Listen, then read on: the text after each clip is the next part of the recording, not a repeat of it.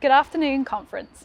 The last time the Young Greens co-chairs spoke to you, we talked about our vision for a green future and how elected Young Greens were helping to deliver that.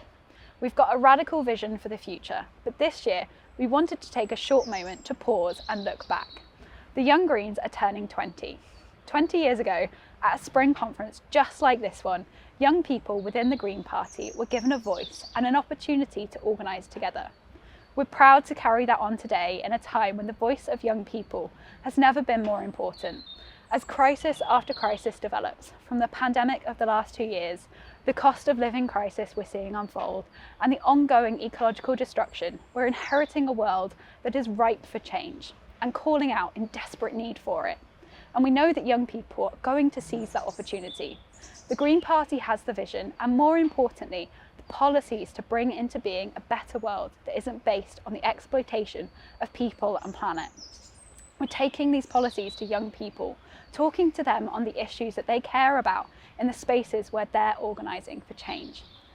In our universities, we've seen students and staff rising up against managers who are determined to exploit them by cutting pensions, freezing wages and demanding unpaid overtime. Students occupying buildings, standing in solidarity with staff on picket lines, and just this week mobilising across the country to demand a new vision for education. We've had Young Greens organising teach-outs on food poverty, tuition fees and a Green New Deal, and even more out on picket lines, showing solidarity with their lecturers and university staff. As this Tory government attempts to close off education by increasing loan repayments and imposing minimum entry requirements, we're part of the student movement that's pushing back against this neoliberal model of education. And education isn't the only place where young people are being exploited at the risk of our own futures.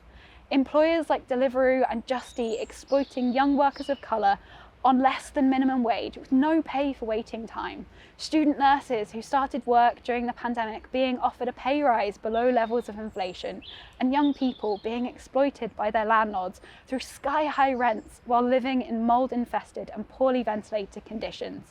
For so many young people, this is daily reality. And under this government, or the Labour opposition, there is no sign of change for the better. And all of this for profit, for the bottom line of a company that doesn't care about the people who are doing the work, to fill the pockets of those who sit at the top of our system, while they know that they will be protected from the fallout of the climate crisis we're facing. It's a system that is doing exactly what it is designed to do. A system that extracts wages and time and natural resources from wherever it can. This capitalist system views our planet as a commodity and people as nothing more than workers to produce profit. Young people know the impact of this. It's why we've been out on the streets demanding change in the school strikes. It's why we've been creating radical new ways of organising in workspaces. It's why we know that we need to move forward from a system that cares about a bank account balance to one that puts people at the heart of it. And with crisis after crisis landing on our shoulders and the alternatives being ignored, young people aren't just calling out for change, we're creating it too. With Young Greens elected as councillors to more than 15 councils, we're taking young people's priorities to the places of power. In Brighton and Hove, councillors Hannah Clare, Martin Osborne and Amy Healy are fighting against government budget cuts to deliver on their priorities for the city, including reducing pesticides and increasing youth services. In Oxford, Chris Jarvis and Lucy Pegg are fighting to make their council more trans-inclusive. And in Norwich, Jamie Osborne and Annette Youssef are fighting against the Wensum link, which would destroy so much of their local environment. And this year, we're going to get more of them into council chambers. From Newham to Norwich, Southwark to Sheffield, wherever Greens get elected, they deliver the change that young people want to see. We know that local democracy can be inaccessible to young people. Inadequate pay can serve as a barrier to those without the rare financial security to support them. And even when they get elected, it's sometimes hard to know where to start. The Young Greens are delivering political education, skills training and workshops to guide people through the process of joining the party, getting involved in local campaigns and social movements, right up to getting elected as Young Green councillors, into their student or trade unions, or delivering transformative change in their community. And with our flagship 30 Under 30 programme returning this spring, we're really excited to meet the next generation of Green Party activists. We hear they can even go on to become co-leaders of the party. As we turn 20, the Young Greens have a lot to be proud of. But more importantly, we're excited for what's to come.